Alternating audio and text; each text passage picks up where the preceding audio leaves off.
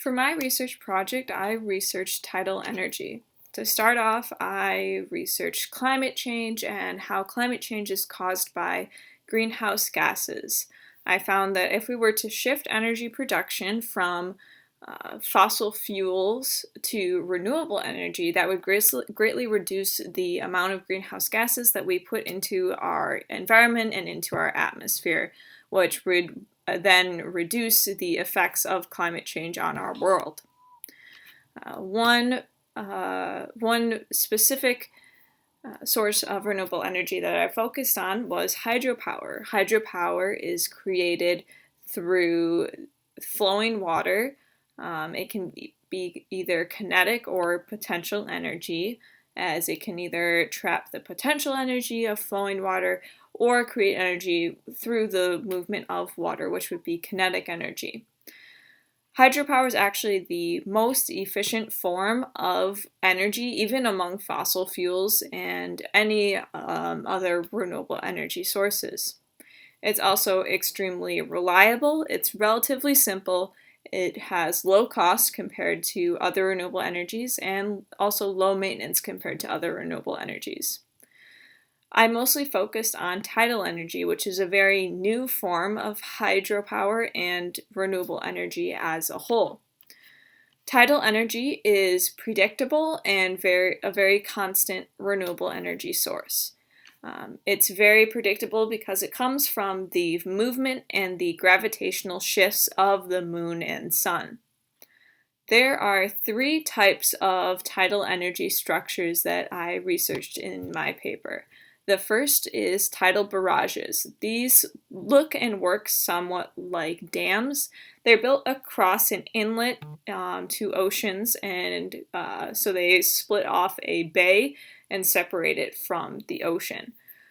These harness the potential energy of the tides. They will let water in with the incoming tide and then close sluice gates on the dam-like structure, and then they'll let water out after the tide recedes. There are ebb-only tidal barrages, which only create energy when water is leaving the barrage. There are flood-only structures, which only create energy as water enters the system. And there are also two-way systems, which create energy in both directions. A couple of the most important tidal power stations to note are the Siwa Lake Tidal Power Station in South Korea and the Lorentz Tidal Barrage in France. Looking first at the Siwa Tidal Power Station, it is the largest and most expensive tidal installation in the world. It has a capacity of 254 megawatts. It's a flood-only system, so that means it only creates energy when water is entering the system.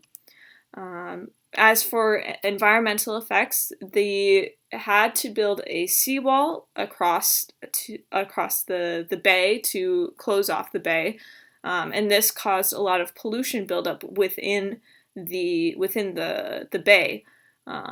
However, after the tidal energy system was built, it reintroduced fresh seawater into the bay with each day, with the creating tidal energy in and out, and this helped to regulate the pollution levels within the bay. Looking next at the Lorentz Tidal Barrage in France, it is the oldest and the second largest tidal power station. It has a capacity of 240 megawatts, which actually provides 0.012% of the power demand for France. It did affect the biodiversity of the river. A couple organisms did disappear from that area: sand eels and plaice.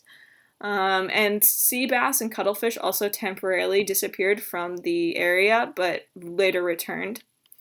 The construction deeply disrupted the surrounding ecosystems. There were salinity fluctuations, heavy sedimentation, accumulation of organic matter in the basin, all which affected organisms. But eventually, a new biological equilibrium was reached after there was sufficient time for all of the for the surrounding ecosystem to adjust to the changes. Next, I would like to look at tidal turbines, which is another kind of tidal energy system. Tidal turbines are very similar to simply just underwater wind turbines, and they look much the same. They'll have like sometimes 3 blades and spin around. They capture the kinetic energy of the tides. Unlike above ground or above water wind turbines, they have to be much sturdier and heavier, as water is 132 times more dense than air. And because of that, they have to have a lot more sturdy structures and have to be a lot heavier. Maintenance is also a lot more costly, as all of that water puts a lot more stress on the different parts of the turbines. They're also a lot harder to access for repairs as they are underwater, which just provides additional logistic issues. However, although they are more costly and have to be a lot sturdier and heavier, they can produce much more energy than wind turbines can, because the water is so much more dense and there's so much more energy in the water versus in the air. They're also much more predictable than wind turbines and solar power and everything like that. We know that the tides are going to come in and go out every single day, so there is no need for that unpredictability of cloudy days or days where there's no wind. The final type of tidal structure is tidal fences. Tidal fences are a fence-like row of turbines that also collect the kinetic energy of the tides. Tidal fences are still very new and still in development, so there isn't a whole lot of research done on them, and they're also the least common of the 3 types of structures due to them being so new and so cutting edge. There are some cons to tidal energy. As I mentioned earlier, they are a lot more work to install due to them being a lot more heavier and sturdier, and to the fact that they take a lot more stress on the turbines from the water coming in and out. They're a lot less accessible for repairs, as I also mentioned earlier, due to them being underwater. However, some of the systems are a lot more accessible. For example, the tidal barrages will be a lot more accessible since they're inside a dam-like structure already. But usually the tidal turbines, anything that is on the ocean floor, will be a lot less accessible. There are some concerns about the effects on the surrounding sea life for these types of structures.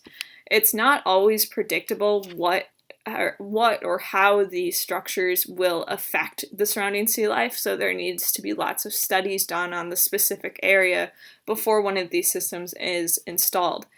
Possible changes can include changes to currents, waves, substrates and sediment transportation and deposition, and changes in the habitats for benthic organisms. There can also be noise during construction and operation. There can be emission of electromagnetic fields, which can affect sea life. There can be toxicity in the paints and lubricants used in the structures. And of course, there's moving blades and other parts which can harm sea life. Organisms are affected by changes in the behavior of animals. There can be damage to plants and larger long-term changes to plant and animal populations. And again, these are not always predictable changes. Some places won't be affected by all of these issues, and some places will be.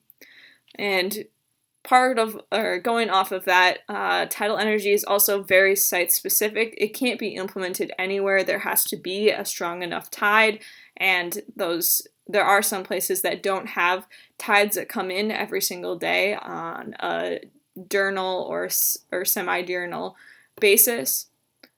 So that's a very site-specific resource. There are a lot of pros to tidal power, however. First of all, it is a renewable energy, so it's completely renewable, completely emission-free. It's also hydropower is the most efficient energy source, even among fossil fuels, with 80% or more efficiency being able to be gained from hydropower, and that includes tidal energy. Tidal energy is completely predictable. It has a totally regular pattern that can be predicted and tracked from day to day. Tidal power is a lot less vulnerable to climate changes. As our climate shifts and changes in the future, it could result in lower wind speeds or more cloudy days and stuff like that. But the tides will always come in. It'll come in and out every single day. If anything, as the ocean the ocean levels increase, the tides will increase more. But will always be there in the future. Tidal energy can also be used in remote and rural areas that aren't otherwise connected to the power grid. And this can just provide energy for small islands that wouldn't otherwise have energy. Overall, tidal energy is a very great resource and it should be implemented in more areas. There definitely needs to be more research into how tidal energy affects the surrounding ecosystems, but if those effects are able to be reduced as much as possible, it's a very great resource that should be implemented more.